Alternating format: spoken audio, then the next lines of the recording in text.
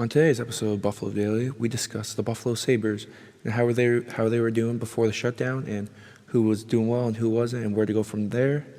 And then we also dive into NFL free agency, as there was a lot of moves this free agency, and the Bills made some big moves, so we'll dive into those today. So let's jump into it today.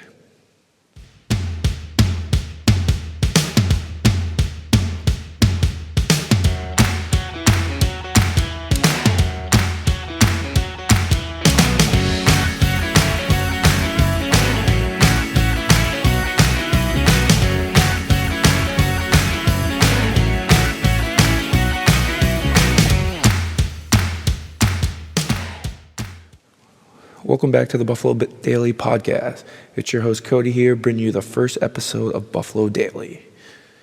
It's been a quiet time with everything happening right now with the COVID-19 spreading, sports shut down. So usually we'd have the Sabres to talk about right now, but with them being done, there's nothing to talk about with them. So I guess we're just kind of have to talk. We're in the coming weeks talk about them more, but today we're just bringing you what's happening. We're going to talk about the NFL free agency and how it's kept us busy, though, actually, with the Bills making great moves, in my opinion. And there's been a lot of moves, too, and I'm happy with the Bills and what they made. They went out and got what they needed. And now let's hop into this week's news, and let's just talk about it. All right, so for this week's news, we're going to jump into the Sabres first and talk about how they were doing prior to the shutdown from the COVID-19 and what I'm going to think is going to happen the rest of the season. So if the season was the end of the day, these were their stats. So they ended up playing 69 games played.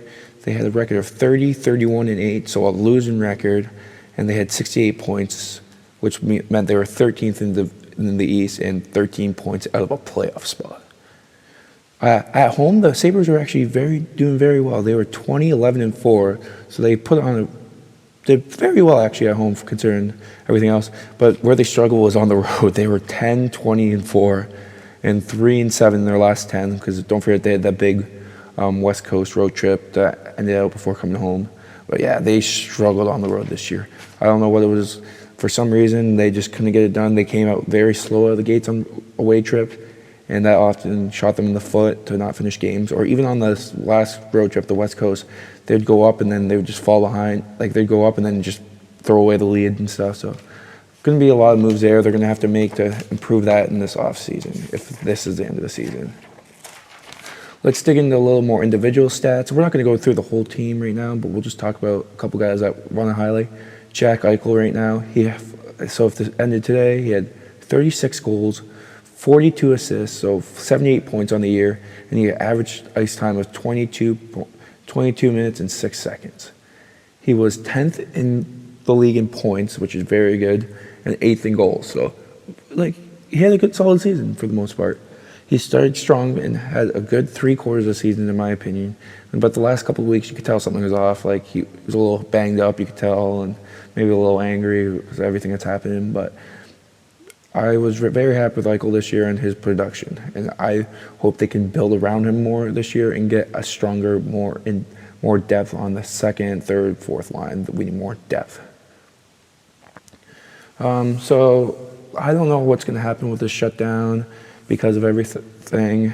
Who knows? I honestly don't know because, who knows when sports are going to come back. And if they come back this season, will they just hop into playoffs or will they be like everyone has to play 72 games?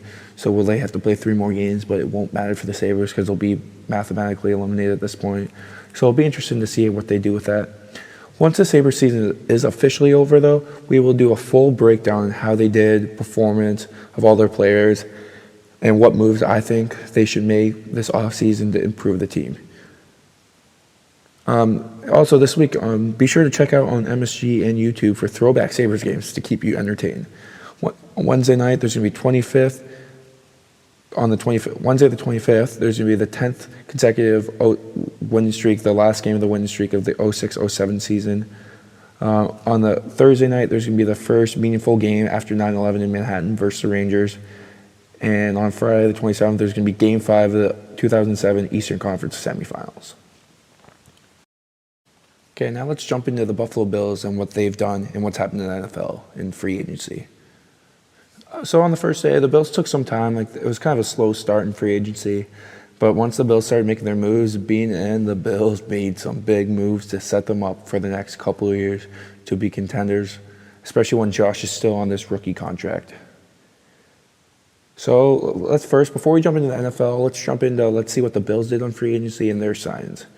So first, let's see here. The Bills signed Tyler. Sorry, I'm really bad with names. Matt Tukavicic. He's a linebacker / special teams from the Pittsburgh Steelers. They signed him to a 2-year, $9 million deal. They also signed, I'm very happy with this pickup, is Mario Addison from another Carolina Panther, which, hey, if they fit into the system, sure, I'm fine with it. Some people are getting a lot of hate on Twitter and stuff towards Bean and them for signing a lot of Panther guys that they liked. But, hey, if they work and they fit into the system, I'm fine with signing these guys. So let's dig into this guy, Mario Addison. He's a defensive end. He was for the Panthers. They signed him to a 3-year, $30.45 million deal. And the deal will include $14 million the first year and $15.25 million guaranteed. So he's getting a pretty good paycheck, but based off his stats, I'm very happy with him. We'll dig more into stats in a little bit or in future episodes, but for now, I just want to give like a quick overview of who these guys are. Another defensive end we signed is Quentin Jefferson from the Seahawks. They signed him to a 2-year deal. We couldn't find the numbers on how much they're paying him towards the salary cap, but another defensive end, which is good with the departure of a couple of defensive ends for Buffalo. Then the Bills have also signed Vernon Butler, a defensive tackle from Carolina. So another Carolina guy to a 2-year, $16 million deal. And then this is great. I love this signing. Besides, I did this poll on our Twitter and our Instagram, like who are you most happy with the sign besides obviously Stefon Diggs? And I got a lot of response on AJ Klein. He's a linebacker for New Orleans Saints. I think he will fit great with this group of guys we got a very young linebacker core, and I think he will fit in great, bring a little leadership and stuff. And we signed him to a 3-year, $18 million deal. So we, especially like next year, so Milano stays, goes, hey, we could have this guy fill in for Milano. But hopefully we get to keep Milano because I really do like him. But we'll see where we don't get to keep everyone. And then the Bills also signed Josh Norman, a veteran cornerback from the Washington Redskins for a 1-year, $6 million deal. And the deal could reach $8 million with incentives depending on how he does. So I'm happy with their signings. And then they also made some great moves. I don't have all the details for these right now, but I just wanted to highlight what they've done. Star Lotulelei, they restructured his contract to help the budget, to help the salary cap. Same with Tyler Kroft, they were able to restructure it, so I could see them potentially cutting him in this year or a couple of years, especially with the improvement of Dawson Knox and the re-sign of Jason Kroom. They signed Poyer to an extension, a 2-year extension of $20.5 million, which I am fine with giving him that money for 2 years. Who cares? He might be getting up there a couple years. We can draft a corner safety, but for 2 years, you keep him in for that, what I think will be our prime run in the next 2 seasons. A couple other guys they were able to re-sign was Quentin Spain, Levi Wallace, Robert Foster, like I said, Jason Kroom, and Dean Marlowe have all been re-signed to contracts. So they're keeping their guys that bought into the system here, which is great to see. Then for guys that have departed the Bills, like I could have saw this coming, I guess. That we saw Shaw Lawson leave to Miami. He got offered, I think it was $2 million more by the Dolphins, and I guess he really wanted that money. So hey, wasn't bought in the system, whatever. See ya, have fun, good luck. Like I respect the guy, a great player, he stepped up his game, but we can fill that position. Jordan Phillips departed for Arizona, so that's another guy we will play this year. Interesting to see how that goes. And then Kevin Johnson signed with the Browns, so whatever. Then let's jump into what the big move the Bills made, and that is Stefon Diggs. You dig? So the Bills traded for a dominant number 1 wide receiver in Stefon Diggs. The Bills received Stefon Diggs in a 2020 7th-round pick, and the Vikings will receive from Buffalo a 2020 first-round pick, a 5th-round pick, a 6th-round pick, and in 2021 a 4th-round pick. So we gave up a lot of picks, but hey, this might be Josh's guy. Diggs' contract, he has 4 years left on a $72 million contract. So in 2019, Diggs had 63 catches for 1,130 yards and 6 touchdowns. So that means we're going to have 2 1,000-yard receivers on our team this year, in Brown and Diggs, which is huge for the Bills. So I think this is huge for the Bills because, yeah, they gave up picks, but like if you look at the picks they gave up, besides the first round, they basically had all these picks in surplus, like 5th and 6th round. So I'm fine with that because the feeling around the organization was they were going to draft a wide receiver because that's what they need. And like they went to the combine, and apparently they didn't love what they saw in the receivers there. Like it would have been like a couple years process to get these guys where they would want them to be, especially like with T. Higgins and guys like that. So instead, Beam went out and just got a proven number 1 wide receiver with his first round draft pick, which I am fine with. If this guy, he is proven, he's shown he's been the man in Minnesota, and I think if Josh can step up his game and keep improving like how he has been progressing the last 2 seasons, this will be great for him. He'll be able to hit him, and it'll just even open up Brown and Beasley more. So there is weapons in the air. And then we got Singletary on the ground. I am very happy with where they're taking this offense and where it's going. We just need the man, number 17, to continue progressing, and this is his offense. Anyway, so let's move away from the Bills and kind of just talk about, like, look around the NFL and see other moves that's happened. Just kind of highlight the big moves that's happened. So Todd Gurley to the Falcons. Everyone, like, rumor was on Twitter that the Bills were interested, but whatever. We got Singletary, we got Motor. You can draft another guy, get a veteran that's a little cheaper than Gurley, and we'll be happy with that for a running back. Bridgewater, the Panthers, interesting move. Cam Newton out, Bridgewater in. We'll see if he can keep playing. Nick Foles to the Bears, so there'll be competition for the Bears against Trubisky. We'll see how that goes. This is shocking to me. Amari Cooper, a 5-year, $100 million deal. What was going through their mind? I do not think Amari Cooper's worth that much money, that many years. Who knows how he's going to be? $100 million, that's a lot of money to pay him. So I'm glad we got Diggs because for that price, compared to what they have him for, it was wow. And then Rivers is finally leaving San Diego, and he's going to the Indianapolis Colts.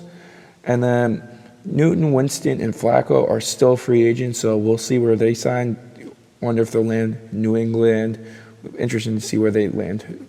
Not San Diego. I can't believe I said San Diego before. Wow. Los Angeles Chargers. And then another big trade that happened, which Houston, wow. I don't know what's going on there, but they gave up DeAndre Hopkins to Arizona for nothing. So that's another guy we'll be playing this year against Arizona is DeAndre Hopkins, so it should be interesting to see him and Trey matched up again. It's always a good matchup.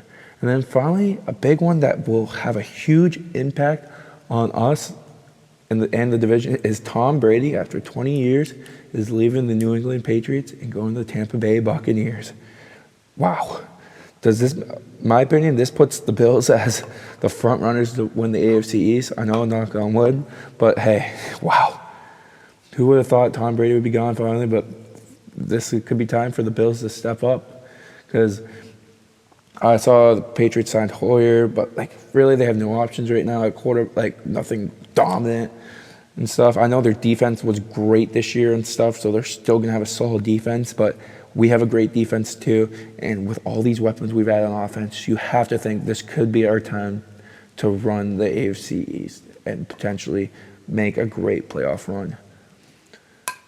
So anyways, guys, let's start to wrap this up, the first episode. I just want to, in the coming weeks, we'll add more segments, interviews to the podcast to make it more interesting. But today I just want to kind of get the first episode out there, get news out there, kind of just get a feel for the podcast world, and we'll see how it goes from here. Just be sure to follow us on Twitter and Instagram at Buffalo Daily 716 for both Twitter and Instagram, and follow our content and support us. We greatly appreciate that. And also be sure to subscribe to our channels here on the podcast below and continue to support us. Also be sure to check out our merchandise site on the BD shop on our website, links below, and on our social media. So just click that. We've just uploaded new shirts and stuff, new apparel, and we will continue to upgrade and add stuff, and also add promotion codes and stuff. So you guys are getting a good deal on all our gear, and all that money goes right back to us to support us. It'll go towards new equipment, better websites, etc. Whatever all this money goes, it's not going towards profit. It's going straight towards Buffalo Daily to make us better as an entity. Hope you guys enjoyed the first episode of Buffalo Daily, and I hope you guys continue to follow along and support us. Until next time, go Buffalo.